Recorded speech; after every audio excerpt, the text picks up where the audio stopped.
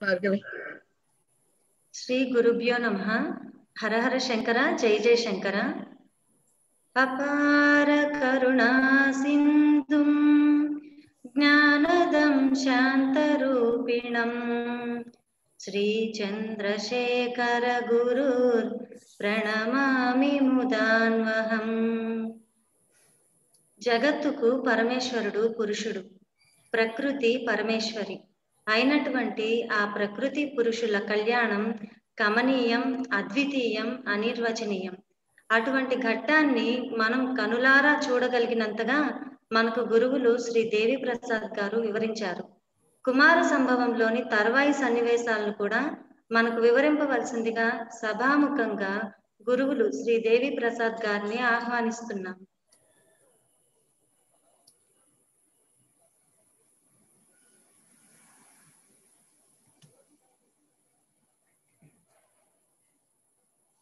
ఓం చతుర్ముఖ ముఖాంభోజవనహంసవధూర్మమ మానసే రమతాం నిత్యం సర్వశుక్లా సరస్వతి వాగర్థావివ సంపృక్తో వాగర్థ ప్రతిపత్తయే జగతః పితరౌ వందే పార్వతీ పరమేశ్వరౌ. శ్రీ గురుభ్యో నమః.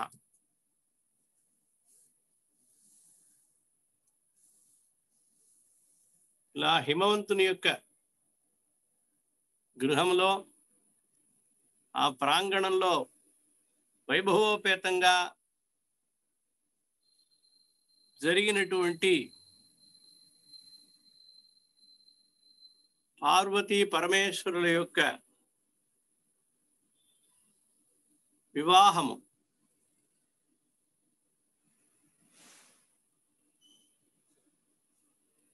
దేవతలు, త్రిలోకములో ఉండేటువంటి వాళ్ళందరూ కూడా దేవతలు, బ్రహ్మ, విష్ణు, ఇంద్రాదులు అందరూ ఇచ్చేసి ఘనంగా ఆ యొక్క వివాహాన్ని జరిపించారు. నూతన వధూవరులైనటువంటి ఆది దంపతులు ఒకరినొకరు చూసుకుంటూ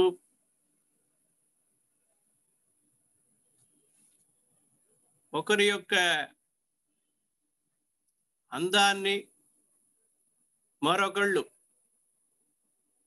ప్రత్యక్షంగా చక్కగా చూడడానికి వచ్చినటువంటి అవకాశం కలిగిందని సంతోషపడి ఆనంద డోలికల్లో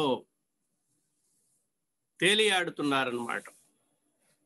విధంగా వివాహం యొక్క ఏవైతే సంస్కారములు, సంప్రదాయములు ఉన్నాయో ఆ సంప్రదాయ ప్రకారము ఘనంగా వివాహం ముగిసింది అనమాట. వధూవరులందరినీ చూసుకుని మేనకాదేవి చాలా ఆనందపడింది. విశేషంగా ఆవిడ ముందర అనుకున్నట్లుగా ఏదో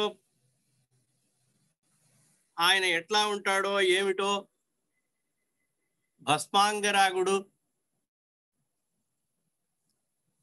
అలాగే గజచర్మధారి, ఫణిభూషణుడు, నాగభూషణుడు, ఇలా రకరకాలుగా ప్రజలు అనుకుంటున్నది తను విన్నది చూసి ఎలా ఉంటారో ఏమో అని అనుకున్నదల్లా ఈ పెళ్లి కొడుకైనటువంటి వరుడైనటువంటి పరమేశ్వరుణ్ణి చూసి ఆయన యొక్క అందము, ఆయన యొక్క ఆభరణాది అలంకరణ, ఆయనతో పాటు వచ్చినటువంటి దేవతలు, అలాగే భూతగణాలు, వీళ్ళందరినీ చూసి 96 కోట్ల భూతగణాలందరూ వచ్చి 33 కోట్ల దేవతలు వీళ్ళందరూ ఆయన్ని పొగిడి సత్కరించడం చూసి ఇంత అందమైన వాడు, ఇంత ఐశ్వర్యవంతుడు, ఆయన పేరులోనే ఉంది ఐశ్వర్యమంతా అనుకుని తన యొక్క ఏ ముందర ఒక అభిప్రాయం ఉందో ఆ అభిప్రాయాన్ని చాలా నొచ్చుకుని, తన మనసులో తానే నొచ్చుకుని పరమేశ్వరుణ్ణి ఇలాంటి ఒక మనస్సులో భావం కలిగినందుకు క్షమాపణలు వేడుకుంటూ చాలా ఆనందపడింది అన్నమాట మేనకాదేవి. ఈ విధంగా అంగరంగ వైభవంగా ముగిసిన తరువాత, వివాహం ముగిసిన తరువాత వధూవరులు ఇద్దరూ కూడా నూతన వధూవరులైనటువంటి వారు పార్వతీ పరమేశ్వరులు అనేక విధములైనటువంటి భోగములు అనుభవించారన్నమాట. ఈ 14 లోకాల్లో ఉండేటువంటి విచిత్రమైనటువంటి శృంగార రసభరితంగా ఉండి శృంగారానికి చాలా ఇంపుగా, సహాయంగా, ఉద్దీపనంగా ఉండేటువంటి ఏవే స్థలాలు ఉన్నాయో అక్కడంతా కూడా విహారయాత్రకి వెళ్ళారన్నమాట 3 రోజుల తరువాత.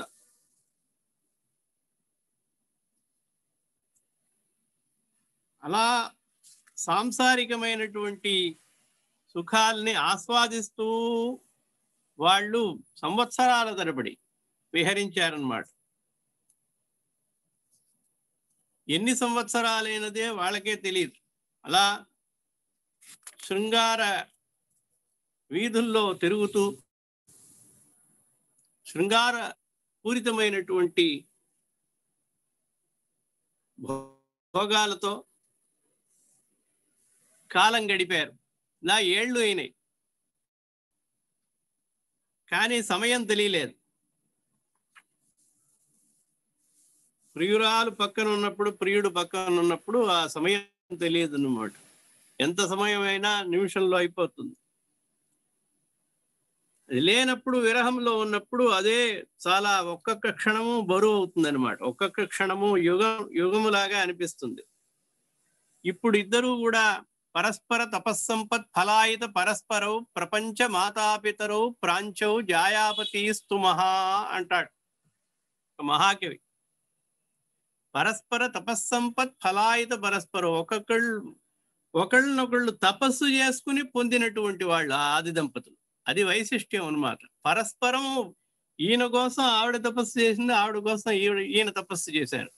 అలా పరస్పరము తపస్సు చేసుకుని ఆ ఫలంగా ఒకళ్ళను ఒకళ్ళు పొందారన్నమాట. పరస్పర తపస్సంపత్ ఫలాయిత పరస్పరం, దానికి ఫలం, ఆ తపస్సు యొక్క ఫలం వాళ్ళిద్దరే అన్నమాట. పార్వతికి పరమేశ్వరుడు, పరమేశ్వరుడికి పార్వతి ఫలంగా పొందారు. అటువంటి ప్రపంచ మాతాపితరో ఆది దంపతులైనటువంటి సమస్త చతుర్దశ భువనాలకి, 7 భువనాలకి ఆది దంపతులైనటువంటి వాళ్ళు, దాంపత్యానికి ప్రతీకగా నిలిచినటువంటి వాళ్ళు. అటువంటి పార్వతీ పరమేశ్వరులని నేను నమస్కరిస్తున్నాను అంటారు పయ్య దీక్షితుల వారు. ఈ విధంగా వారు సంసార సుఖాన్ని పొందుతూ ఉండగా పలు సంవత్సరాలు గడిచిపోగా దివ్య యుగములే అయిపోయినాయని చెప్తున్నాడు. వాళ్ళకి తెలియలే ఆ సమయం. ఇలా ఉండగా ఒకనాడు చాలా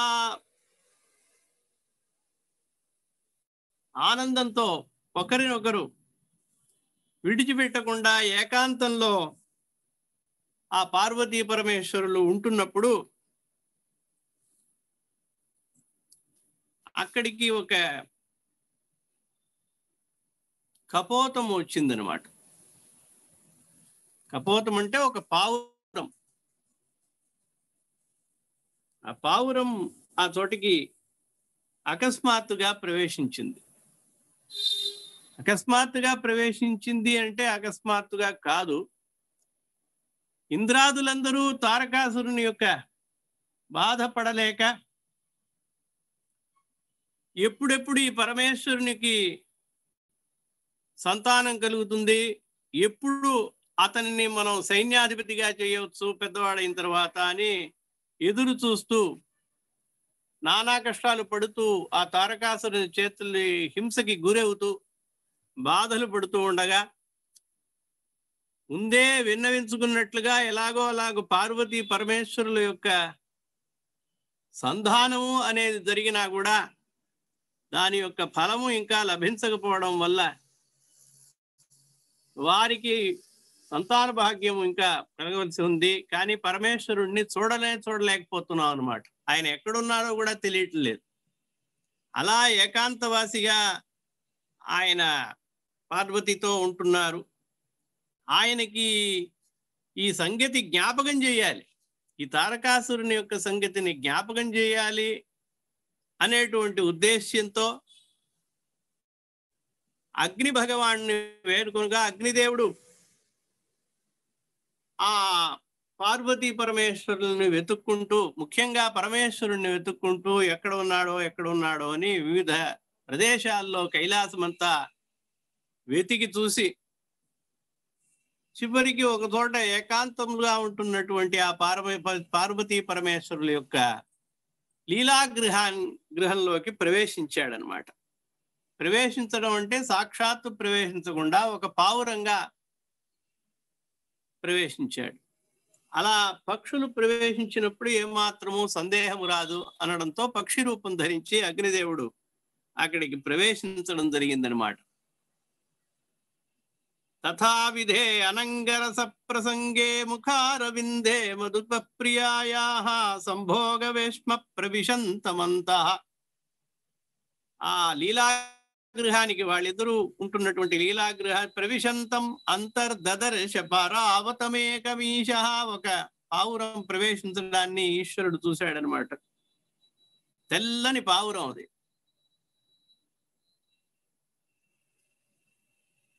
ప్రస్ఫారితాన్నమ్ర వినమ్ర కంఠం ముహుర్ముహుర్న్యంచిత పాచారు పుచ్చం. మాటిమాటికి తోక ఊపుకుంటూ మాటిమాటికి కూజంతం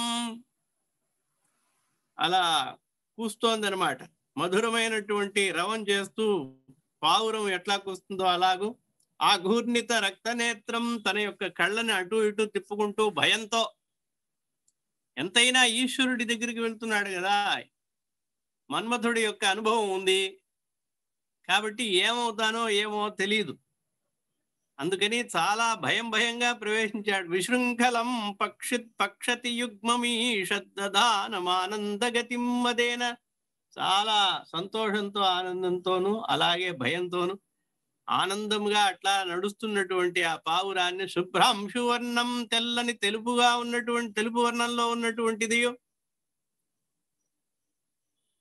ఆ పాదాలతో చిత్ర విచిత్రంగా నడకలు అటు వెళ్ళను ఇటు వెళ్ళను, అటు నడవను అలా పిట్టగోడల మీద అలా కూర్చుంటూ శివుని యొక్క కంటపడింది ఆ పావురం. చాలా బాగుంది అని కూడా.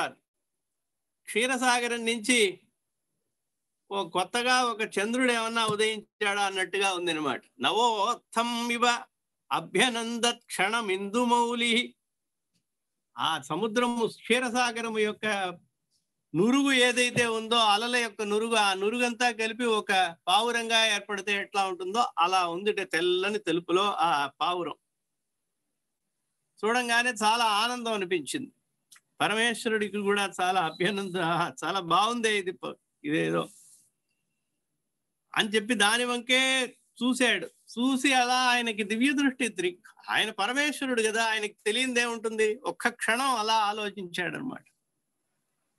ఎవరై ఉంటారు అని ఆలోచించారు. ఆలోచించంగానే అగ్ని భగవానుడు అని తెలుసుకున్నాడు.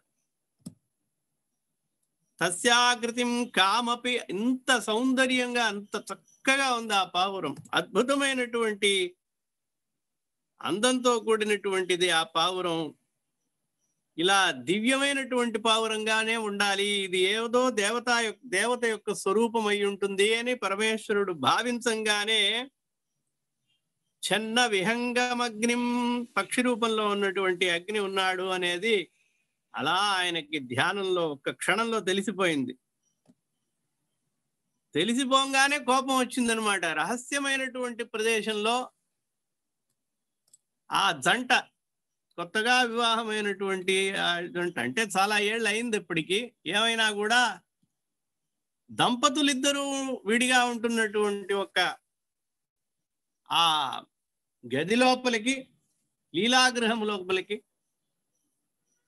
అకస్మాత్తుగా ఒక దివ్య రూపధరుడైనటువంటి ఒక దేవత ఎవరో ప్రవేశించడాన్ని కనిపెట్టినటువంటి వాడే అగ్ని భగవానుడని తెలుసుకుని క్రోధంగా ఒక చూపు చూస్తున్నాడు. భృభంగ భీమశ్చరుషా బభూవా. అలా తన యొక్క కనుబొమల్ని మిటకరించి అట్లా చూశాడనమాట. చూడంగానే అగ్ని భగవానుడు ఆ పావురం రూపాన్ని వదిలేసేసి అగ్ని స్వరూపాన్ని, తన యొక్క స్వరూపం ఏముందో ఆ నిజమైనటువంటి స్వరూపంతో ఆయన కాళ్ళ మీద సాష్టాంగంగా పడ్డాడు. అలా ఒళ్ళంతా వణికిపోతూ ఆ మన్మథుడికి జరిగినటువంటి శాసనం శిక్ష ఎటువంటిదో అది ఒక్కసారి తలుచుకుని అతి మిక్కిలిగా భయపడిన వాడై, ఎందుకంటే ఆయన అగ్నికి కూడా తేజస్సు ఇచ్చేటువంటి పరమాత్మ అన్నమాట. అందుకని అగ్ని అలా గజగజలాడిపోయాడు. స్వరూపమాస్థాయ తతో హుతాశ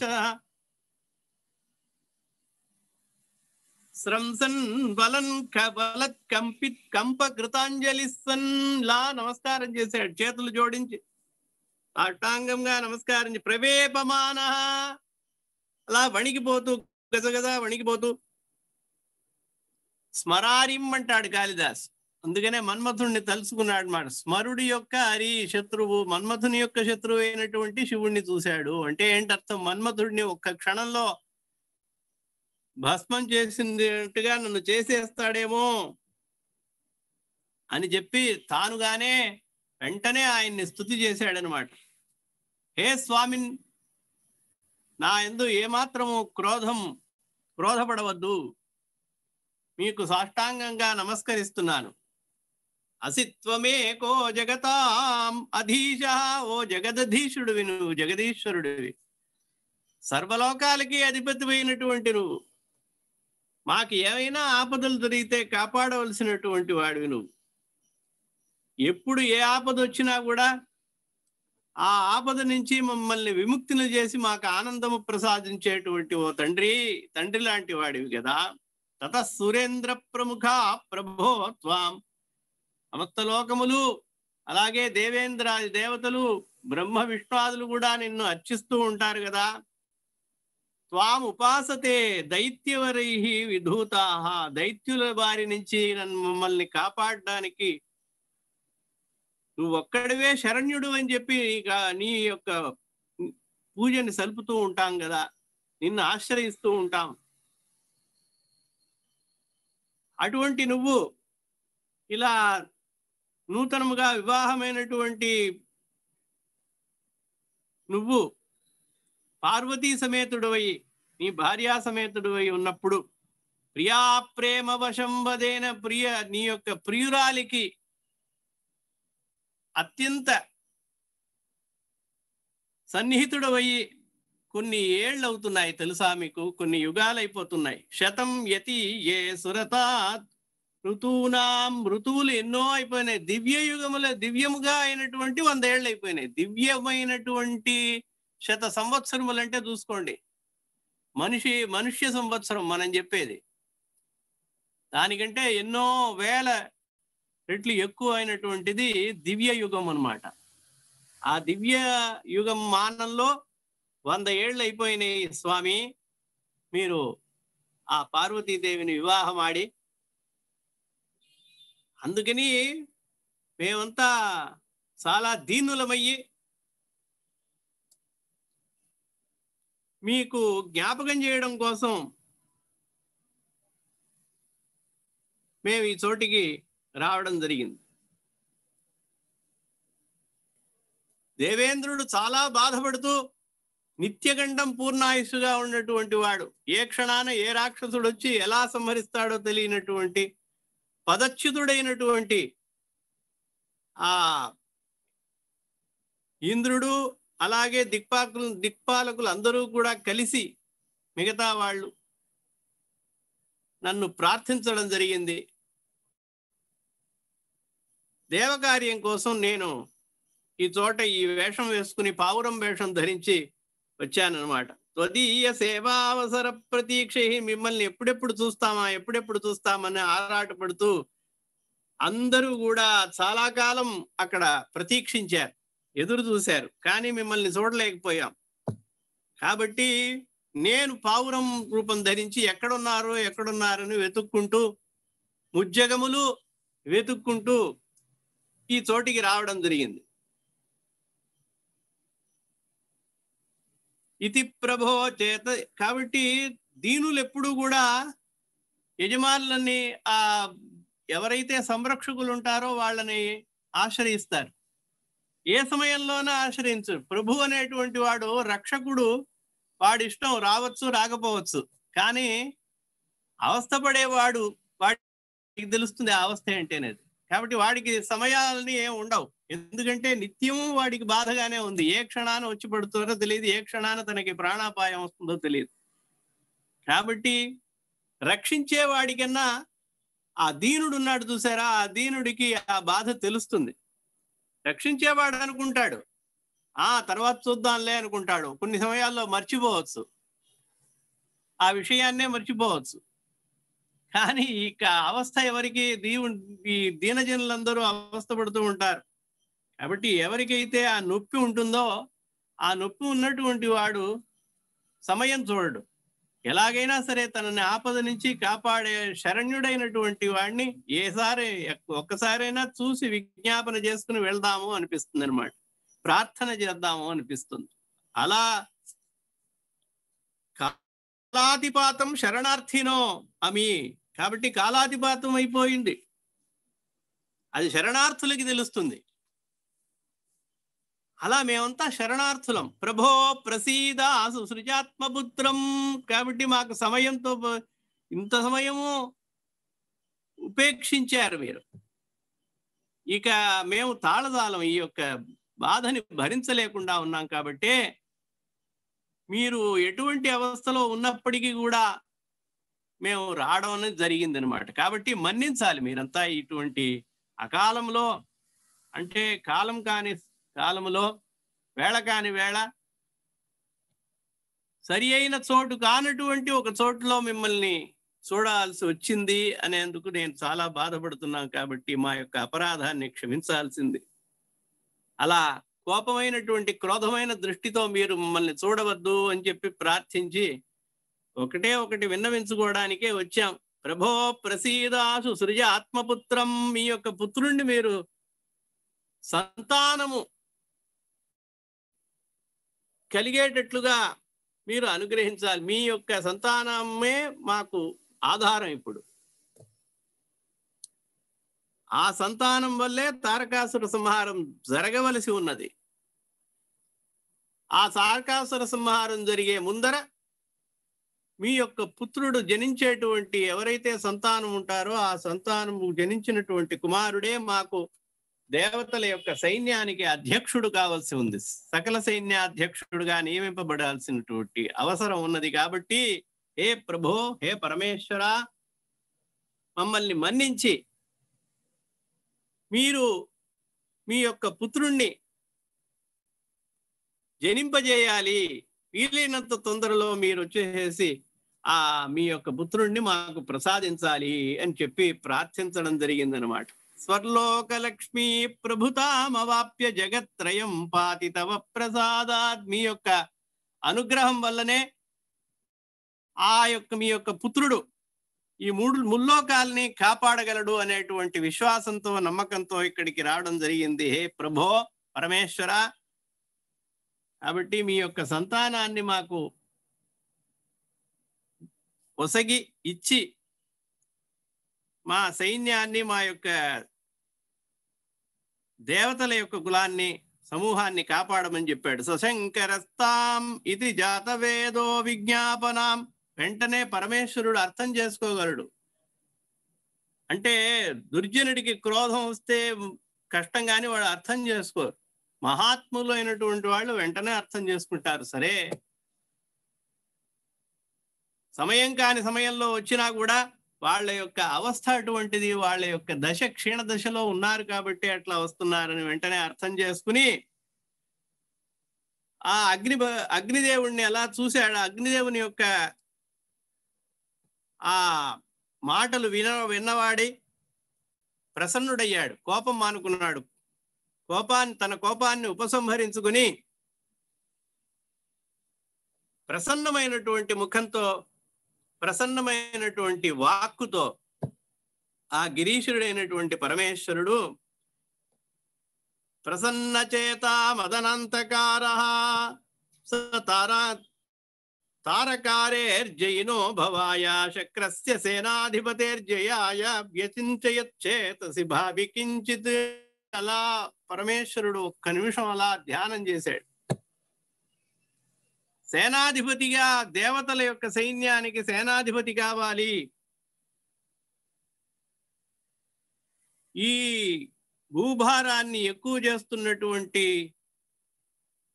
అనేక రకములైనటువంటి రాక్షసులని సంహరించేటువంటి శక్తి కలిగినటువంటి ఒక అధిపతి, సేనాధిపతి కావాలి అనే ఒక్క క్షణం అలా ఆలోచించాడు. ఆలోచించిన వెంటనే ఆయన యొక్క శరీరం నుంచి ఒక తేజస్సు వెలువడిందనమాట. అనుకున్న ఒక్క క్షణంలోనే యుగాంతకాలాగ్నిమివా విషహ్యం పరిచ్యుతం మన్మథరంగభంగాత్, ఆయన యొక్క ఆ శృంగార వేళల్లో శృంగార రంగమైనటువంటిది పార్వతీ పరమేశ్వరుల యొక్క శృంగార చేష్టల యొక్క ఫలితమైనటువంటిది అయినటువంటి తన యొక్క తేజస్సు ఏదైతే ఉందో, పార్వతీదేవి యందు కలిగినటువంటి అనురాగానికి ప్రతీకగా తన నుంచి వెలువడినటువంటి ఆ తేజస్సుని, ఆ వీర్యాన్ని రతాంతరేత హిరణ్యరేత రేతసి అథోర్ధ్వరేతమోఘమైనటువంటిది తన యొక్క తేజస్సుని తన నుంచి వెలువడనిచ్చి ఆ అగ్ని భగవానుడి యందు ప్రవేశింపజేశాడు. ఆ ప్రవేశించడం, ఆ పరమేశ్వరుని యొక్క తేజస్సు, ఆ వీర్యము అగ్ని భగవాను లోపల అగ్నిదేవుడి లోపల ప్రవేశించడం ఆలస్యం. అగ్ని అలా దహించుకుపోయాడు. అగ్ని కూడా దహించుకుపోయాడంటే చూడండి ఆ తేజస్సు ఎటువంటిది అనేటువంటిది ఆలోచించండి. అంత దివ్యమైనటువంటిది అనమాట, అంత శక్తివంతమైనటువంటిది. అథ ఉష్ణ బాష్పానిలభూషితాంతం విశుద్ధం ఆదర్శమివత్ ఆత్మదేహం బభార భూమ్నా. చాలా అసహ్యం అంటే తెలుగులో చెప్పే అసహ్యం కాదు, సంస్కృతంలో అసహ్యం అంటే ఓర్వలేనటువంటిది అని అర్థం అన్నమాట. అలా ఓర్వలేనటువంటి ఒక తేజస్సు, ఆ త్రిలోకేశ్వరుడైనటువంటి సర్వేశ్వరుని యొక్క తేజపుంజము ఆ అగ్నిదేవుని లోపల ప్రవేశించగానే అగ్నిదేవుడు ఒక్కసారిగా అలా దహించుకుపోయాడు అనమాట. అమ్మా భరించలేను అని చెప్పి ఆ అగ్ని దాన్ని ఎలాగో ధరించి వెళ్తూ ఉండగా వెంటనే పార్వతీదేవికి కోపం వచ్చిందనమాట. ఓరి దురాత్ముడా, మా యొక్క ఇలాంటి ఒక ఏకాంతములో మేము ఇద్దరం ఉంటున్నప్పుడు నువ్వు అనవసరంగా అకాలంలో సమయం కాని సమయంలో ఇక్కడ ప్రవేశించింది కాకుండా నా యొక్క భర్త యొక్క తేజస్సుని అపహరించుకుని నువ్వు వెళ్తున్నావు. కాబట్టి వాటి నుంచి నువ్వు సర్వభక్షుడుగా అవుదుగాక అని శపించిందనమాట. సర్వభక్షుడు అంటే ఏంటి? ఏది వేసినా తింటాడనమాట. శుద్ధము అశుద్ధము ఏది వేసినా కూడా స్వీకరిస్తాడు అగ్ని భగవాన్. అగ్నిలో ఆహుతి అవ్వనిది అన్నట్టు ఏమి ఉండదనమాట. త్వం సర్వభక్షోభవ భీమకర్మ. చాలా క్రూరమైనటువంటి పని చేసావు నువ్వు. ఆ తేజస్సుని, నేను ధరించాల్సినటువంటి ఒక తేజస్సుని నువ్వు దేవతల యొక్క కార్యం అని చెప్పి క్షణంలో ఇవ్వమని చెప్పి ఆయన అనుగ్రహించమని కోరడంతో ఆయన తన యొక్క తేజస్సుని నీ యందు ప్రవేశింపజేశాడు. కాబట్టి ఇటువంటి ఒక దుర్మార్గపు పనిని నువ్వు నాకు కాకుండా చేసావు. అంటే దేవతలకి మంచి పని అవ్వచ్చు, పార్వతీదేవికి అది కష్టాన్ని కలిగిస్తోంది అనమాట. కాబట్టి ఇవాటి నుంచి కుష్ఠ వ్యాధితో బాధపడదువుగాక అని కూడా చెప్పింది. త్వం సర్వభక్షో భవ భీమకర్మ కుష్ఠాభిభూతో అనల ధూమగర్భ. కాబట్టి కుష్ఠ వ్యాధితో నిరంతరము బాధపడుతూ ఉండు. ధూమగర్భ, ఎప్పుడు చూసినా పొగతో నల్లగా ఉంటూ ఉండు. నువ్వెంత ప్రకాశించినా కూడా మీకు ధూమం వస్తూ ఉంటుంది, పొగ వస్తూ ఉంటుంది. ఇత్థం శశాప అగ్రిసుత అద్రిసుత హుతాశం హృష్ట రతానంద సుఖస్య భంగా. తన యొక్క ఆ సంభోగ సుఖము కలుగుతున్నప్పుడు ఈ ప్రకారంగా దానికి భంగం కలిగించింది కాబట్టి, రతిభంగం కలిగించాడు కాబట్టి ఈ అగ్నిదేవుడికి ఇటువంటి తీవ్రమైనటువంటి శాపం ఇచ్చింది. వాటి నుంచి నువ్వు సర్వభక్షుడుగా ఉండు, అన్ని పదార్థాలని విచక్షణ లేకుండా శుద్ధము అశుద్ధము అన్నిటివి గ్రహింతువుగాక, కుష్ఠరోగం పీడితుడు అవుగాక అని శపించింది. దేవతలందరూ కూడా ఇటువంటి కార్యక్రమం చేయడం వల్ల ఇక దేవతలందరికీ పుత్రులు కలుగకుండా ఉందురుగాక అని దేవతలకి కూడా శాపం ఇచ్చింది అనమాట. దేవేంద్రుడు మొదలైనటువంటి వాళ్ళు కదా పంపించింది. కాబట్టి దేవతలందరికీ కూడా సొంత పుత్రులుగా ఉండరు, వాళ్ళకి కలగరన్నమాట. కలగకుండా శాపం ఇచ్చింది, కలగరు అని చెప్పి శాపం ఇచ్చినట్లుగా శివపురాణాదుల్లో ఉన్నదనమాట.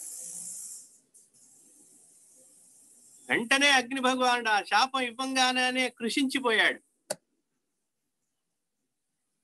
వ్యాధి పీడితుడైపోయాడు. దక్షస్య శాపేన శశి, దక్షుడి యొక్క శాపం వలన ఎట్లా అయితే చంద్రుడు కాంతి విహీనంగా అయిపోయాడో, క్షయరోగంతో బాధపడుతూ 15 రోజులు శుక్లపక్షము 15 రోజులు కృష్ణపక్షం అన్నప్పుడు క్షీణించిపోతున్నాడో, అలా క్షయరోగంతో బాధితుడు అవుతాడనమాట చంద్రుడు దక్షుని యొక్క శాపం వలన. ఆ 27 మంది పుత్రికలని చంద్రుడికి ఇచ్చి వివాహం చేసినప్పుడు 27 మందిలో రోహిణి మీద చాలా ప్రేమని చూపేవాడు అనమాట, ఎక్కువ ప్రేమని చూపేవాడు. ఎప్పుడు కూడా రోహిణితోనే ఉండేవాడు. ఇది 26 మంది మిగతా వాళ్ళు దక్ష ప్రజాపతికి కంప్లైంట్ చేశారనమాట. దక్ష ప్రజాపతి దగ్గర విన్నవించుకోగానే, అంటే తండ్రి దగ్గర విన్నవించుకోగానే తండ్రి 2-3 సార్లు చెప్పి చూశాడు, ఎప్పటికీ వినలేదనమాట. రోహిణితోనే వెళ్తూ ఉన్నాడు, మిగతా వాళ్ళని అలక్ష్యం చేస్తూ అనాదరణకు గురి చేస్తూ ఉండేటప్పటికీ దక్ష ప్రజాపతి శాపం ఇచ్చాడనమాట. నువ్వు క్షయరోగముతో పీడితుడు గమ్ము అని చెప్పించాడు. వాటి నుంచి క్షయరోగం తగ్గిపోతూ ఉంటుంది చంద్రుడి యొక్క కాంతి. ఆ తర్వాత కాళ్ళ వేళ పడి ప్రార్థించంగానే, దేవతలందరూ వేడుకోగానే ముందర 15 రోజులు అభివృద్ధి కలుగుతుంది, తర్వాత 15 రోజులు క్షీణత, అమావాస్య ఆ కృష్ణపక్షంలో క్షీణిస్తూ ఉంటావు అని ఒక రిలాక్సేషన్ ఇచ్చాడనమాట ఒకటి. అలా చంద్రుడు ఎలాగైతే క్షయరోగ పీడితుడై కాంతి విహీనంగా ఉంటాడో, దక్షుని యొక్క శాపం వలన కాంతి విహీనుడయ్యాడో, ఎలాగైతే ఒక తామర పువ్వు మంచు పడంగానే ముడుచుకుపోతూ ఉంటుందో, ఆ రకంగా ఈ శాపం, అమ్మవారి యొక్క శాపం పొందంగానే అగ్ని భగవానుడు కుంచుకుపోయాడు. అలాగే గబగబా ఆ చోటు నుంచి వెళ్ళిపోయాడు. ఇంకా ఏమన్నా శాపాలు ఇస్తుందేమో అని భయపడి అక్కడి నుంచి తప్పుకున్నాడు. తప్పుకున్నవాడి వెళ్తూ ఉండగా పరమేశ్వరుడు పార్వతీదేవిని చాలా కోపం వచ్చిందనమాట పార్వతీదేవికి. అందువల్ల ఆవిడ్ని సముదాయిస్తూ, ఆవిడ యొక్క సౌందర్యాన్ని కీర్తిస్తూ, ఆవిడని ఆలింగనం చేసుకుని ఆవిడికి 4 మంచి మాటలు చెప్పి ఆవిడని వేణోళ్ళ స్తుతించి ఆవిడ యొక్క సౌందర్యాన్ని పొగిడి, ఇవన్నీ ఇలా కోపగించుకోవద్దు, నేనున్నాను నీకు అని చెప్పేసి ఆవిడని తన పక్కకి తీసుకుని ఆవిడికి మధురమైనటువంటి ఒక వాక్యాలు, ప్రియమైనటువంటి వాక్యాలతో ఆవిడ్ని సముదాయించి ఆవిడ యొక్క కోపం ఏదైతే ఉందో ఆ కోపాన్ని తగ్గించి సంతోషం కలిగించి ఆవిడకి ఆ పనిలో ఆయన వ్యగ్రుడుగా ఉన్నప్పుడు ఈయన అగ్ని భగవానుడు అక్కడి నుంచి బయలుదేరి వెళ్ళి చాలా భరించలేనటువంటి ఆ తేజస్సుని ఎలాగో అలాగో భరిస్తూ దివ్యమైన తేజస్సుతో బాధపడుతున్నటువంటి వాడై ఇంద్రుడి దగ్గరికి గబగబగబగబా వెళ్ళాడనమాట. ఆ పరమేశ్వరుని యొక్క వీర్యాన్ని ధరిద్దామనే, ఆ తేజస్సుని ధరిద్దామనే వెళ్ళింది, కానీ ధరించలేకుండా ఉన్నాడు. అంత ఉగ్రమైనటువంటి ఆ యొక్క తేజస్సు అన్నమాట.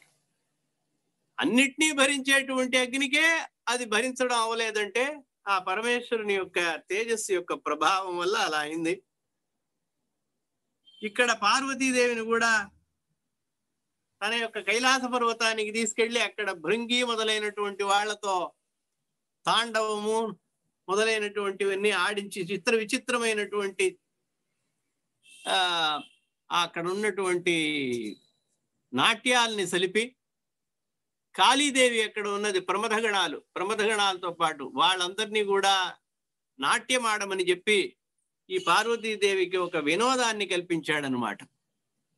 ఆ వినోదాన్ని కల్పించినప్పుడు పార్వతీదేవి భయపడిపోయిందనమాట. ఆ కాళీదేవిని, ఆవిడ యొక్క నృత్యాన్ని చూసి భయపడిపోయి ఆ భృంగి ఆడేటువంటి తాండవాన్ని చూసి భయపడినది. గాఢంగా ప్రియుడైనటువంటి ఆ పరమశివుణ్ణి ఆలింగనం చేసుకుందనమాట. కౌగిలించుకోగానే పరమేశ్వరుడు చాలా ప్రీతి చెంది ఆవిడ యొక్క కోపము తగ్గిపోయి ఆవిడ శాంతించడం చూసి అలా ఆనందపడి ఆవిడ్ని లాలించాడనమాట. ఇప్పుడు ఈ అగ్ని భగవానుడు, అగ్నిదేవుడు ఈ యొక్క వీర్యాన్ని, రుద్ర వీర్యాన్ని భరించలేక, రుద్రుని యొక్క తేజస్సుని తనలో నిలుపుకోలేక సాక్షాత్తుగా ఇంద్రుడు సభలో ఉన్నప్పుడు ఇంద్రుడి యొక్క పాదార విందంలో పడబోయాడు. వెంటనే అగ్నిని చేత్తో పట్టుకున్నాడు. అగ్ని భగవాను ఇంద్రుడికి తెలుసు కదా ఆ విషయం. పంపించిందే దేవేంద్రుడు.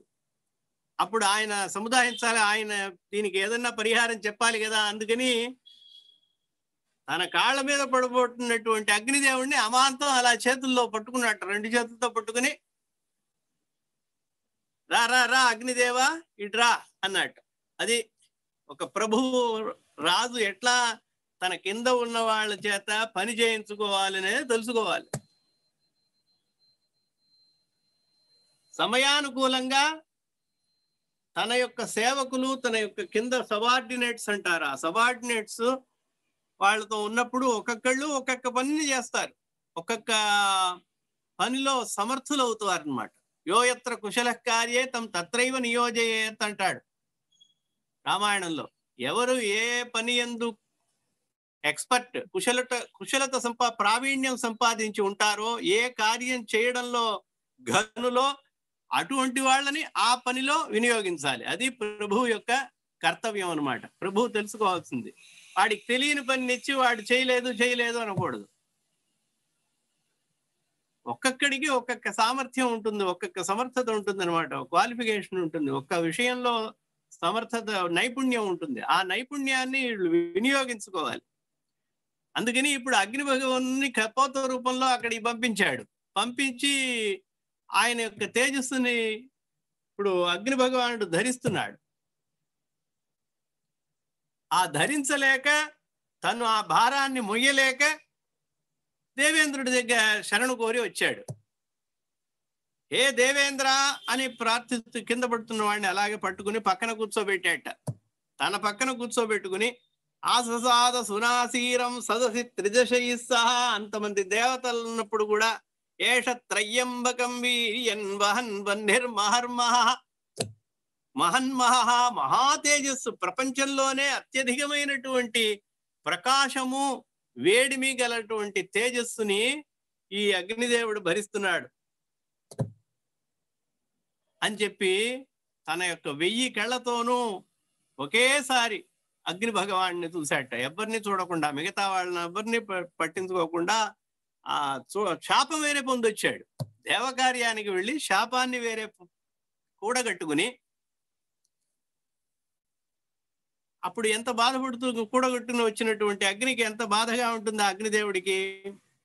అందుకని ఒక్కసారిగా ఆయన్ని చూసి కుత్సితాంగం, పాపం కుష్ఠవ్యాధితో బాధపడుతున్నటువంటి వాడిని, చూడడానికి చాలా అసహ్యంగా ఉన్నటువంటి వాళ్ళని, అగ్నిదేవుడిని ధూమంతో కూడిన అంటే పొగతో ఆవరింపబడినటువంటి ఆ అగ్నిదేవుడిని పార్వతి యొక్క శాపం వల్ల ఆ ధూపము చేత ఆవరింపబడినటువంటి ఆ అగ్నిదేవుడిని చూసి ఒక్కసారి కలుక్కుమందిట హృదయం. ఇంద్రుడికి కూడా మనస్సులో అయ్యో పాపం, దేవతల యొక్క కార్యానికి వెళ్ళి ఇలా అయిపోయిందే అని చెప్పి చాలా మనసులో బాధపడ్డాడు.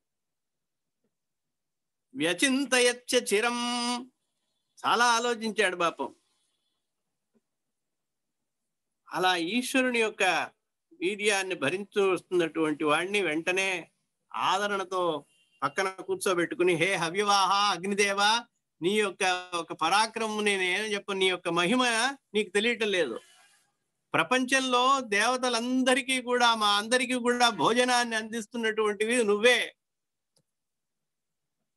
అటువంటి నువ్వు పాపం దేవతల యొక్క కార్యానికి వెళ్ళి ఇలా కష్టపడుతున్నావు. నిన్ను చూస్తే నాకు కూడా కష్టంగానే ఉంది. ఎందుకంటే అగ్నిముఖావై దేవాహ అని వేదం చెప్తోంది. అగ్నిముఖావై దేవాహ, దేవతలు సాక్షాత్తుగా అగ్ని హవిస్సుని స్వీకరించరు. మనం వేస్తున్నాం, యాగంలో అంతా వేస్తున్నాం కదా, యాగం, యజ్ఞము, హోమాలు, వివిధమైనటువంటి ఇప్పుడు నవరాత్రుల్లో చేసినటువంటి చండీ హోమాదులు, ఎన్ని హోమాలు చేసినా సాక్షాత్తుగా అమ్మవారికి ఇవ్వడం, సాక్షాత్తుగా ఈశ్వరుడికి, సాక్షాత్తుగా ఇంద్రుడికి అలా ఇవ్వలేం.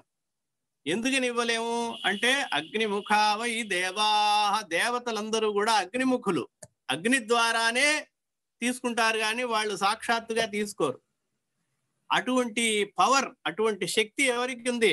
అగ్నికి ఉందన్నమాట. అగ్ని తీసుకుని దాన్ని పలు విధములైనటువంటి ఆయా హోమాలకి ఎవరైతే ప్రభువు ఉంటాడో వాళ్ళ యొక్క దేవత, అధిష్టాన దేవత ఎవరైతే ఉంటుందో ఆ దేవతకి సమర్పిస్తారనమాట. అటువంటి గొప్పవాడివయ్యా నువ్వు అగ్ని, నువ్వే మా అందరికీ దేవతవి. స్తోత్రం కస్యన తుష్టయే అంటాడు. అట్లా మధురమైనటువంటి వాక్యాలని చెప్పాడు అనమాట. ఎప్పుడు గొప్ప పనిని ఒకటి చేసుకొచ్చినప్పుడు వాడిని అప్రిషియేట్ చేయాలి, ఎంకరేజ్ చేయాలి.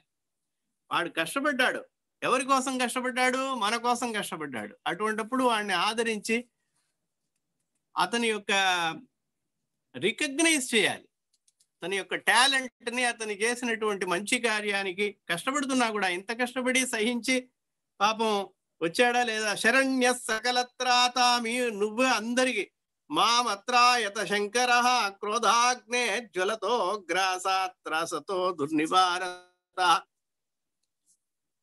ఇలా చేసి వచ్చాను అని అగ్ని భగవానుడు విన్నవించుకున్నాడు. తన యొక్క కష్టాన్నంతా విన్నవించుకుని, ఇలా చాలా శ్రమపడ్డాను, మీ యొక్క మన యొక్క అందరి యొక్క క్షేమం కోసం నేను ఇట్లా చేయవలసి వెళ్ళి శాపాన్ని కూడా పొంది వచ్చాను, ఆ తేజస్సుతో పాటు శాపం కూడా పొంది వచ్చాను అన్నమాట అని తన యొక్క కష్టాన్నంతా చెప్పుకున్నాడు. చెప్పుకున్న తర్వాత ఇంద్రుడు పొగిడి, నువ్వు చేసింది ప్రజల యొక్క సంక్షేమం కోసం చేసావు, ఎటువంటి త్యాగమూర్తివి నువ్వు. మాకందరికీ హవిర్భాగాన్ని ఇవ్వడం కాకుండా తారకాసురుడు మొదలైనటువంటి అసురుల బాధ నుంచి కాపాడేందుకు పరమేశ్వరుడి దగ్గరికి వెళ్ళి ఏదో ఒక విధంగా ఆయన యొక్క తేజస్సుని తీసుకొచ్చి ఆయనకి సంతానం కలిగేట్టుగా చేసావన్నమాట. ఆయన సంతానాన్నే తీసుకొచ్చినట్లుగా అనిపిస్తోంది నాకు. నువ్వే దేవతలకి, పితృదేవతలకి, మనుష్యులకి అందరికీ కూడా ఒక హవిర్భాగము అందుతోందంటే అది నీ వల్లే. నువ్వు ప్రాణుల యొక్క దేహమునందు ఉండి అహం వైశ్వానరో భూత్వా ప్రాణినాం దేహమాశ్రిత ప్రాణాపాన సమాయుక్త పచామ్యన్నం చతుర్విధం అన్నట్టుగా నువ్వు 4 విధములైనటువంటి వాటినన్నిటినీ కూడా చతుర్విధములైనటువంటి అన్నాన్ని యొక్క మనుష్యుల యొక్క ఉదరములో ప్రవేశించి జఠరాగ్ని అంటారు, ఆ జఠరాగ్నిగా వాటికి జీర్ణశక్తిని ఇస్తున్నావు. అందుకనే ఈ శ్లోకం చెప్పుకోవాలి. అహం భోజనం చేసే ముందర ఈ శ్లోకం చెప్పుకోవాలి. పురుషోత్తమ ప్రాప్తి యోగం అనే భగవద్గీతలో 15వ అధ్యాయంలో ఈ శ్లోకం ఉందన్నమాట. అహం వైశ్వానరో భూత్వా ప్రాణినాం దేహమాశ్రిత అంటున్నాడు పరమాత్మ. నేను పరమాత్మ అయినటువంటి నేను అగ్నిస్వరూపంలో అందరి యొక్క ఉదరంలోనూ ఉండి ప్రాణాపాన ప్రాణాయుత, ప్రాణ అపాన వ్యాన ఉదాన సమానం అనేటువంటి 4 విధాలు 5 విధాలమైనటువంటి వాళ్ళుగా ఉండి ఈ దేహంలో వీరు తీసుకునేటువంటి ఆహారాన్నంతా కూడా నేను ప్రసరింపజేస్తున్నాను, శక్తిగా మారుస్తున్నాను అని అంటాడు. అటువంటి వాడివి నువ్వు అగ్నిదేవుణ్ణి వివిధ రకాలుగా పొగిడి, నేను నీకు ఒక సూచనగా ఒక విషయం చెప్తాను, ఆ పని చేస్తే నువ్వు నీ యొక్క బాధ తీరుతుంది అని చెప్పి నువ్వు సరాసరి ఈ యొక్క మన స్వర్గలోకంలో ఉండేటువంటి గంగ దగ్గరికి వెళ్ళు. ఆ గంగాదేవిలో ప్రవేశించి స్నానం చేయి అంటే అలా పడు. ఆ గంగలో పడిన తర్వాత అక్కడ ఆ గంగలో నువ్వు వీర్యాన్ని, ఆ యొక్క ఈశ్వరుని యొక్క తేజస్సు ఏదైతే ఉందో ఆ తేజస్సుని అక్కడ వదిలేసి ఆ గంగ భరిస్తుంది అని చెప్తాడు. గంగ సకల లోకాలని రక్షించేటువంటి తల్లి కదా. అక్కడ నువ్వు శంభోరంభోమయీ మూర్తి శైవదేవి సురాపగా గంగాం తద్గచ్చ మాకార్షి, ఇంకా లేట్ చేయబోక, ఇంకా ఆలస్యం చేయకుండా వెంటనే బయలుదేరి నువ్వు పరిహారం అడిగావు కదా, ఎట్లా చేస్తే నాకు ఈ తేజస్సు యొక్క బాధ తప్పుతుంది, ఈ మంట మండిపోతోంది, ఈ మంట నుంచి పరిహారం ఎట్లా కలిగిస్తారు అని అడిగావు కదా. నేను చెప్తున్నాను, గంగలో ప్రవేశించి ఆ గంగలో ఈ యొక్క ఈశ్వరుని యొక్క తేజస్సుని అక్కడ వదలమని చెప్తాడనమాట. కార్యేషు అవశ్య కార్యేషు సిద్ధయే క్షిప్రగా. ఏ పనైనా కూడా కొన్ని పనులు వెంటనే చేయాల్సినవి ఉన్నాయి, కొన్ని పనులు ఆలస్యంగా చేయొచ్చు, ఇప్పుడు వెంటనే చేయవలసింది. శంభు ఆ పరమేశ్వరుని యొక్క అంభోమయో మూర్తి అంటే ఏంటి, జలమయమైనటువంటి మూర్తియే ఆ గంగ. కాబట్టి ఆ గంగలో వెళ్ళి నువ్వు ప్రవేశించి అక్కడ స్నానం చేసి రా అని చెప్తాడు. నీకు ఆ మంట తొలగిపోతుంది అనగానే మహేశ్వర జటాజూటవాసిని పాపనాశిని సరాగాన్వయ నిర్వాణకారిణి ధర్మధారిణి విష్ణుపాదోదకో అద్భుత బ్రహ్మలోకాదుపాగత త్రిభిశ్రోతోభిరశ్రాంతం పునానా భోజం. 3 విధాలుగా 3 పాయలుగా చీలి 3 ప్రవాహాలుగా హిమవంత్ పర్వతం మీద ఏ యొక్క ప్రవాహము, ఏ నది యొక్క ప్రవాహము ఈ భువనత్రయానికి అంటే పైలోకము, స్వర్గము, భూలోకము, పాతాళము మూడింటిని పవిత్రము చేస్తున్నదో, ఏ యొక్క గంగ ఈశ్వరుని యొక్క జటాజూటము నుండి జటాజూటములో నిత్యము వసిస్తూ ఆ తరువాత ఆయనచే విడువబడినదై జనముల యొక్క ప్రజల యొక్క సమస్త విధములైనటువంటి పాపములను పోగొట్టున్నటువంటిది అనేటువంటిది ధర్మస్వరూపిణి అయినటువంటిది, అందరికీ మోక్ష సామ్రాజ్యాన్ని ప్రసాదించేటువంటి తల్లి ఆ గంగ. కాళిదాసు చెప్తున్న ఈ విధంగా వర్ణిస్తున్నాడు అన్నమాట. ఆ గంగ కాబట్టి వెంటనే ఇంద్రుడు చెప్పంగానే ఆ యొక్క గంగ హరజటా భ్రష్టమైనటువంటిది, ఈశ్వరుని యొక్క జటా నుంచి వెలువడినది, విష్ణు పాదోదకోద్భుత విష్ణువు యొక్క పాదము నుంచి ఆవిర్భవించినటువంటిది, బ్రహ్మలోకముపాగత బ్రహ్మలోకము నుండి భూలోకము పాతాళ లోకం వరకు ప్రవహించినటువంటిది అయినటువంటి ఆ గంగలో ఒక్కసారిగా దూకాడు. అగ్ని భగవానుడు ప్రవేశించి అక్కడ స్నానం చేయంగానే ఈయన యొక్క ఒంట్లో ఉన్నటువంటి రోగములన్నీ మాయమయ్యి ఉండేటువంటి ఈ రుద్రవీర్యం ముఖ్యముగా ఉన్నటువంటి ఆ ఈశ్వరుని యొక్క తేజస్సు ఏదైతే తనని బాధిస్తున్నదో, తనని హింసిస్తున్నదో, ఆ యొక్క రుద్రుని యొక్క తేజస్సుని ఆ యొక్క గంగలో విడవడం జరిగిందనమాట. ఆ తరువాత గంగాదేవి గంగావారిణి కళ్యాణకారిణి శ్రమహారిణి సమగ్నో నిర్వృతిం ప్రాప. అలా స్నానం చెయ్యంగానే ఆయనకి సకల విధమైనటువంటి రోగములు పోయినాయి. అలాగే ఆ మంట ఏదైతే ఉందో శరీరంలో ఆ మంట కూడా తగ్గిపోయింది, చల్లబడిపోయాడు అగ్ని భగవానుడు.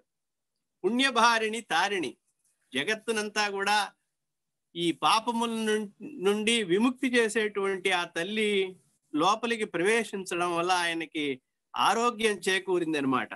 అటువంటి మహత్తరమైనటువంటి శక్తి గలవంటుంది ఆ గంగాదేవి. తత్ర మాహేశ్వరం ధామ ప్రచక్రామ హవిర్భుజ.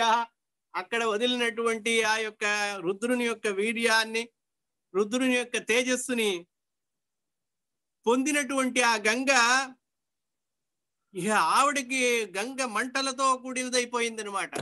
అంటే ఏంటి, అక్కడ వదిలినటువంటి రుద్రుని యొక్క తేజస్సుని భరించలేకపోయింది. ఆ భరించలేక సా దుర్విషహం సుదుర్విషహం గంగా ధామ కామజితో మహత్. ఆ పరమేశ్వరుని యొక్క వీర్యాన్ని, ఆ యొక్క తేజస్సుని ఎలాగైనా తన నుంచి వదిలివేసి, ఎక్కడైనా వదిలిపెట్టి దాని నుంచి విముక్తురాల్ని అవ్వాలి అనుకుని మనసులో అలా అనుకుని హిమాలయాల్లో ప్రవేశించి హిమాలయాల్లో వెతుకుతూ ఉందన్నమాట. ఎక్కడ ఈ రుద్రుని యొక్క తేజస్సుని వదిలిపెడదామని ఆలోచిస్తున్నప్పుడు కృత్తికా దేవతలు అక్కడ స్నానం చేయడానికి వచ్చారు. కృత్తికా దేవతలు మొత్తం 6 అన్నమాట.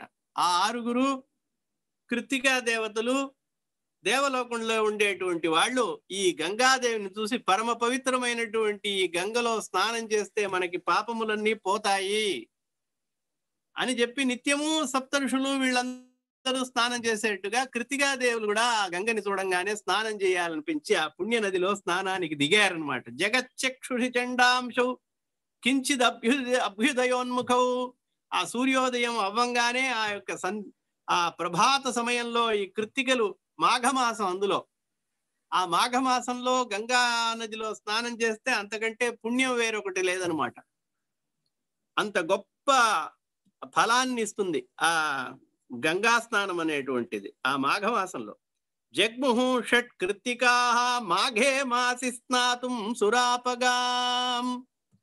సురాపగా దేవగంగ అయినటువంటి ఆ నదిలో, గంగా నదిలో స్నానం చేయడానికి మాఘమాస పర్వదినాల పవిత్రమైనటువంటి ఆ మాసంలో స్నానం చేస్తే సకల విధమైనటువంటి పుణ్యములు దొరుకుతాయి అని చెప్పి, లభిస్తాయని చెప్పి, అందులోనూ ప్రభాత సమయంలో స్నానం చేస్తే మరింత పుణ్యం దక్కుతుంది అనేటువంటి భావంతో కృత్తికా దేవతలు 6 ఆ మందాకినిలో స్నానం చేయడానికి దిగారు. అలా తెల్లగా ఉండేటువంటి ఆ గంగా నది ప్రవాహంలో మునిగి అక్కడ అవగాహన స్నానం చేసి ఆచమనాదులన్నీ చేసి అర్ఘ్యాదులు మొదలైనటువంటివి ఇచ్చి దేవతలను ఆరాధించిన వాళ్ళే అక్కడికి వచ్చినటువంటి సప్తఋషులందరినీ చూసి వాళ్ళందరినీ కూడా నమస్కరిస్తూ మళ్ళీ ఒక్కసారి దూర్వా అక్షతలు అంటే గరిక, అక్షింతలు ఇవన్నీ తీసుకుని వారందరినీ కూడా పూజించి గంగాదేవిని ముఖ్యంగా పూజించి మరలా ఒకసారి స్నానం చేశారనమాట. బ్రహ్మధ్యానపరైర్ యోగపరైర్ బ్రహ్మాసన స్థితై యోగ నిద్రాగతై యోగ పట్టబంధైరుపాశ్రితాం. ఆ సప్తఋషుల చేత భూషింపబడినటువంటి, అలంకరింపబడినటువంటి ఆ గంగాదేవిని ఒక్కసారిగా ప్రార్థించుకుని ఆ దివ్య నదిలో అథ దివ్యాం నదీం దేవీం అభ్యనందన్ విలోక్యతాః కం నందయత్యేష దృష్టా పీయూష వాహిని. వాళ్ళని చూడంగానే చాలా ఆనందపడింది అనమాట గంగాదేవి కూడా. ఆవిడ కూడా అభినందించి మీరు చక్కగా స్నానం చేసి పుణ్యవంతులు అవుదురుగాక అని చెప్పి ఆశీర్వదించినటువంటిదై ఆ గంగ ఏం చేసింది, తనలో ఉన్నటువంటి ఆ యొక్క రుద్ర తేజస్సుని ఆ 6 కృత్తికల్లోనూ పెట్టేసింది. ఆ 6 కృత్తికల యొక్క శరీరం నిండా వీర్యము, ఆ యొక్క రుద్రుని యొక్క తేజస్సు వ్యాపించినదయ్యి వెంటనే వాళ్ళందరూ కూడా గర్భవతులు అవ్వడం జరిగిందనమాట. అలా కొన్ని పురాణాల్లో ఉంది, ఇక్కడ గర్భం ధరించిందని చెప్తున్నారు. ఆ రుద్రుని యొక్క తేజస్సు వల్ల దివ్యాం విష్ణుపదీం దేవీం నిర్వాణ పదదేశినీం నిర్ధూత కల్మషాం మూర్ధన సుప్రహ్వాస్తే తాహవందిరే. వాళ్ళందరూ 6 నమస్కారం చేసినటువంటి సమయంలో తన యొక్క శరీరమునందు భరించరానటువంటి తేజస్సుతో కూడినటువంటి పరమేశ్వరుని యొక్క వీర్యాన్ని, తేజస్సుని వారి యందు ప్రవేశింపజేసింది ఆ గంగాదేవి. స్నానం చేసిన వాళ్ళు వెంటనే నమస్కరించి స్నానం మునక వేసి బయటకు వచ్చారు. బయటికి రాగానే వాళ్ళకి కృషాను రేతసోరేత, అగ్నిదేవుని యొక్క యందు ఏ యొక్క తేజస్సుని పరమేశ్వరుడు ప్రవేశింపజేశాడో అదంతా కూడా వీళ్ళకి సంక్రమించి అమోఘం శాంభవం వీరం బీజం సద్యో నద్యోజ్జితం మహత్, నదీ చేత గంగా నది చేత త్యజింపబడినటువంటి ఆ యొక్క తేజస్సుని వీళ్ళు ధరించడం అనేది జరిగిందనమాట. వాళ్ళు అనుకోలే, వాళ్ళు స్నానానికి వచ్చారు, కానీ ఇట్లా గర్భత్వమాగమత్, గర్భరూపంలో వచ్చేసింది. అలా లేచి మునక వేసి బయటకు వచ్చి తల తుడుచుకుని చూసుకున్న వాళ్ళయ్యి గర్భవతులుగా అయింది చూడంగానే సద్య ఆ యొక్క వీర్యాన్ని, ఆ యొక్క గర్భాన్ని అంతా కూడా వాళ్ళు భరించరాని వాళ్ళై, వాళ్ళు కూడా భరించలేరు. అగ్నిదేవుడే భరించలేకపోయాడు. గంగాదేవి ఎట్లా భరిస్తుంది? గంగాదేవే భరించలేకపోయింది. కృతికా దేవతలు ఎట్లా భరిస్తారు? కాబట్టి భరించలేక వాళ్ళంతా కూడా శరవణం అనేటువంటి ఒక వనం ఉందన్నమాట. శరం అంటే దర్భల యొక్క ఒక వెరైటీ, ఒక రకం అన్నమాట. దాన్ని శరము అంటారు. వనము అంటే వనము, వాటి యొక్క సమూహం, అరణ్యం అన్నమాట. అలా శర అరణ్యం అన్నమాట.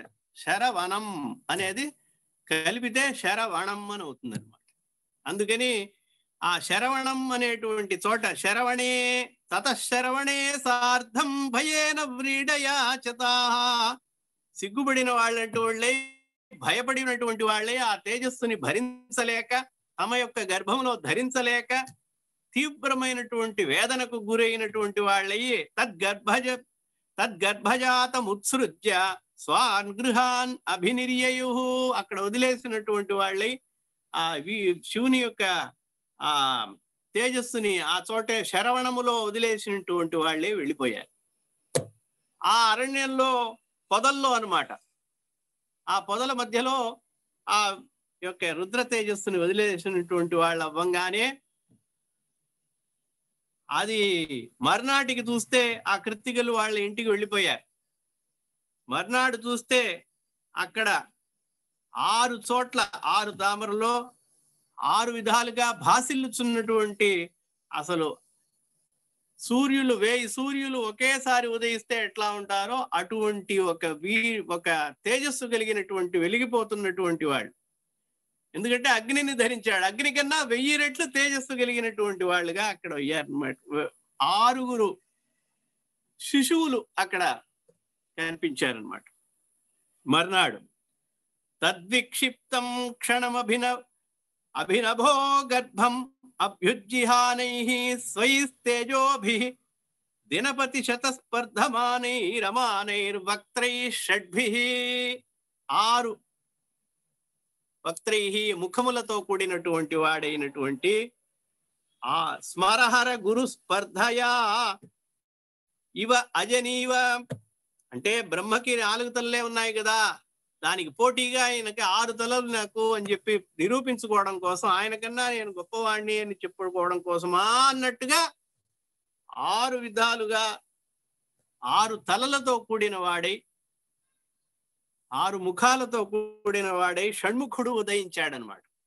షడ్భి వక్త్రై షడ్భి, 6గా ఆ సుబ్రహ్మణ్యుడని తర్వాత పేరు శరవణ భవుడు అనమాట. ఈ శరములు అనేటువంటి దర్భ విశేషముల యొక్క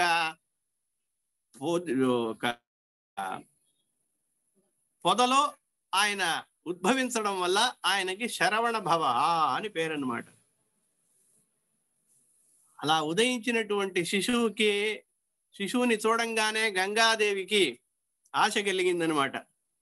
భరించలేకపోయింది. కానీ పుత్రుడు, ఒక శిశువు చూడంగానే ఆనందంగా ఉంటుంది కదా, అందుకని దేవతలంతా ప్రార్థించి ఆ గంగాదేవిని ప్రార్థించి, నువ్వు ఆ కుమారుడికి స్తన్యం ఇవ్వవలసిందిగా ప్రార్థించంగానే ఆ గంగాదేవి ఆ దగ్గరికి వెళ్ళి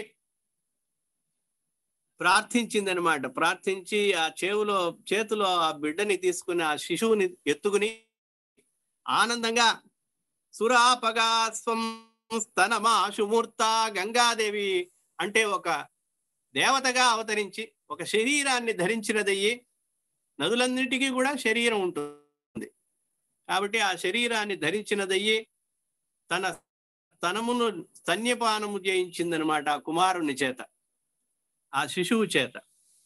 పిబంస తస్యాః స్తనయో సుధౌగం క్షణం, అలా తాగుతూ తాగుతూ తాగుతూ క్షణం క్షణం సాధు సమే, ఒక్కొక్క క్షణానికి పెరుగుతున్నట్టు ఆయన.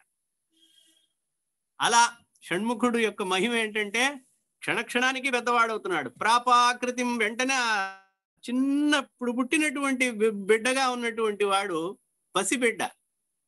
అలా తాగుతూ తాగుతూ తాగుతూ ప్రాపాకృతిం కామపి షడ్భిరేత్య, అలా 6 ముఖాలతో అభివృద్ధి చెందాడనమాట. కొంచెం కొంచెంగా సంవత్సరం పిల్లాడైపోయాడు. ఎప్పుడు? ఈ క్షణాల్లోనే. వెంటనే ఆ పిల్లవాడిని కృత్తికలకి ఇచ్చారనమాట. కృత్తికలకి ఆనందం కలిగింది.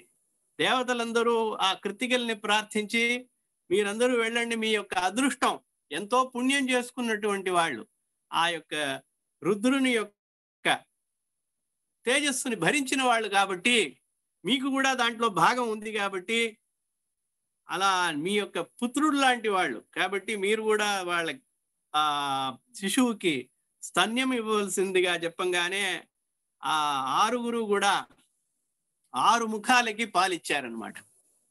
స్తన్యపానం చేశాడు. అప్పుడు దివ్యమైనటువంటి ఆ మూర్తి అత్రాంతరే అలా స్తన్యపానం చేస్తూ ఉన్నారనమాట. ఇక్కడ ఒక పక్కన గంగాదేవి, ఒక పక్కన 6 కృత్తికలు, ఆ తర్వాత వీళ్ళు ఈ పరమేశ్వరుడు విహారానికి అక్కడికి రావడం జరుగుతోంది. ఈ 6 కృత్తికలు స్తన్యాన్ని ఇచ్చారు. ఆ తర్వాత గంగాదేవి కొంచెం సేపు ఇలా పరస్పరము ఒకళ్ళ తర్వాత ఒకళ్ళు స్తన్యము ఇస్తూ ఉండగా ఆకాశంలో పరమేశ్వరుడు అలా విహారానికి, పార్వతీదేవితో విహారానికి వెళ్ళడం జరిగిందనమాట.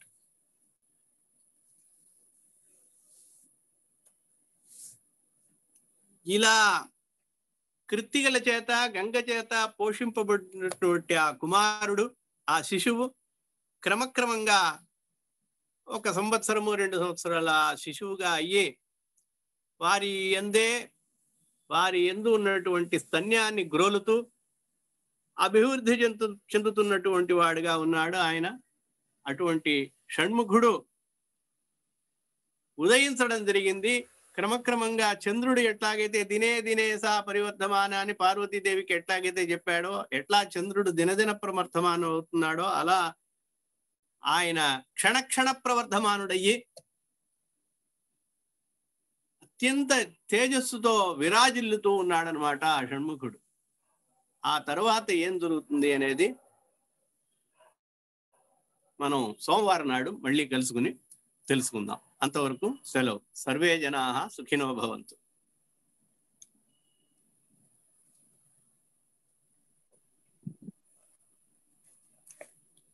హిమవంతుని ప్రాంగణంలో జరిగిన వైభవోపేతమైన ఆది దంపతుల వివాహ మహోత్సవాన్ని, అలాగే ఆ నూతన దంపతుల విహారయాత్రని, అగ్నిదేవునికి శివపుణ్యాన్ని ఇచ్చిన వైనాన్ని, గంగా స్నాన మహోన్నతిని, కృత్తికా మాతల కథనాన్ని, ఆ శతభాస్కర సమాన షణ్ముఖ శరవణ భవుని జననాన్ని వివరించిన పూజ్యులు శ్రీ దేవి ప్రసాద్ గారికి కృతజ్ఞతలు.